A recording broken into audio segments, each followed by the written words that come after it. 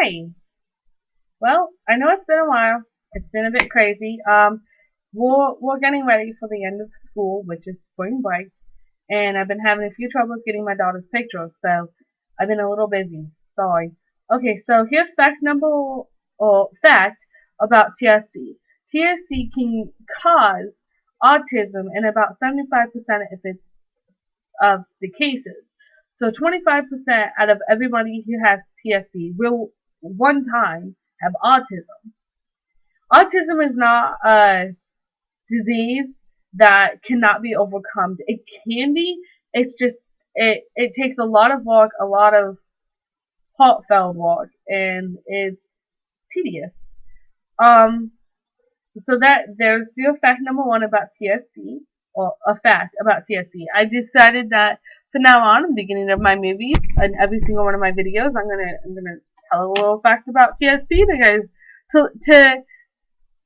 to educate.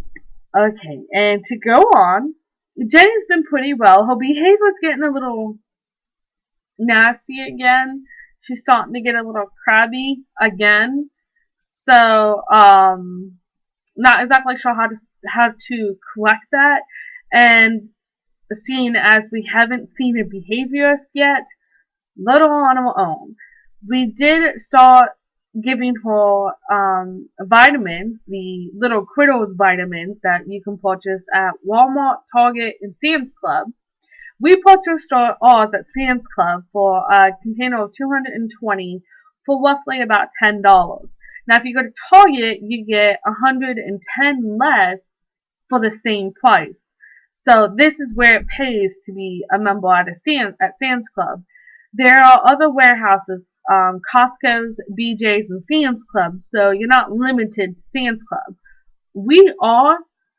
Costco's is a heck of a lot more money than Sam's Club, and it just doesn't seem to be worth it. And I've actually, honestly, don't know where any are and have never been to a Costco's. Now, I prefer BJ's. I think BJ's wholesale warehouse. BJ's warehouse is a heck of a lot better than Sam's Club and carries a little bit more family friendly oriented stuff, and they had a lot more baby products and medicine and whatnot, and I just liked them overall. And they were always pleasant and never ever busy, and I miss them. They're up in the Akron Canton area from where we used to live, and I loved being a member there. But I'm not up there enough to shop there and to have a membership there, so it sucks. Anyways, Jenny went 1 week without having any seizures. And I would have to say that that is a first time in a long time that she went 1 week without any seizures. Now, the seizure might be as a result of my husband. He, on the weekends, I don't know why, likes to give her the medicine in the morning. Even though that's supposed to be my job, he does it. And it's starting to get a bit in trouble because there'll be times when he goes to school on the weekend, and I don't know if he gave her whole medicine or not. So he should just leave it as it's my job in the morning and cause less confusion. But he tries to think it helps me out, but really it doesn't. And I've tried to explain to him, and he's pretty ignorant about it and doesn't seem to understand. So because she didn't get her medicine that morning, she ended up having a seizure that day. We did go to the zoo, so she was probably a little overstimulated as well.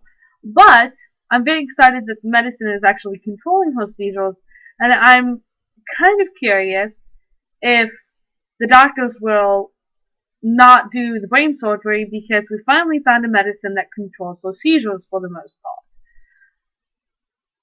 part. Probably not going to be able to find out any information about that until we actually have the appointment with them to determine if she is eligible for surgery or not to begin with.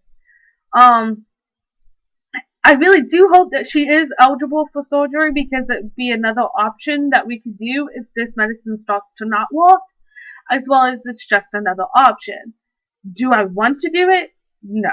I don't want to give my child brain surgery, but, you know, it may be the best thing for her right now.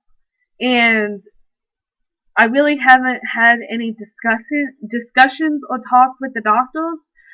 So I really can't give you my honest God truth about it because we haven't talked to them. We should be talking to them within the next 2 weeks about it, and I'm hoping that we get the information that we need and want so we can make an educated decision and know our risk and know what we are getting into. It also doesn't help that at the same time we're trying to get things situated for the autism to find out if she is or isn't autistic. And we seem to be doing this at the same time, and that's kind of how Jenny's care has been going lately. It's for about 6 months. Her care would be pretty much simple, I guess you would say. I mean, it's as simple as it can get. It's easy. You only have a few doctor's appointments, and then it gets hectic like it is right now. Well, there's about 20, 30 appointments in just a little bit of time, and you gotta write down the information or you forget it. Um, I do have the webcam, so I'm starting to actually record my daughter's doctor's appointments. So I know what I'm talking about. I know what's happening, and I do ask the doctors beforehand and asking them if it would be okay if I record it so that way my husband, who's not there, can see it, as well as I can go back and write down any information that was needed to be written down but wasn't written down. And most of them are pretty okay with it. I did not post this on the internet for obvious reasons, so nobody knows that I do it but myself. It is for my own personal use. One of the things I do have to do today is I have to get a copy of the 2 PET scans that my daughter had done up in the Michigan Detroit hospital, as well as get our copy back that they had of one of our MRIs. Now, we paid for that copy, and we paid about $13 for that copy, so I really want that copy back. So I gotta call them and figure out how I get the copy back. Now, the nurses said that they would be able to mail it to me, but, say one thing, do another thing, that seems to be what people have been doing lately to us, so I'm really hoping I can get it back, because I don't want to drive up to Michigan to pick up a freaking copy of the disc. I think they should be able to send it to me. I don't think I should have to drive there to get it. As well as to get a copy of the MRI, I would have to drive up to the Akron Children's Hospital. And that's quite a, that's a drive from Columbus. And it's just not something I want to do.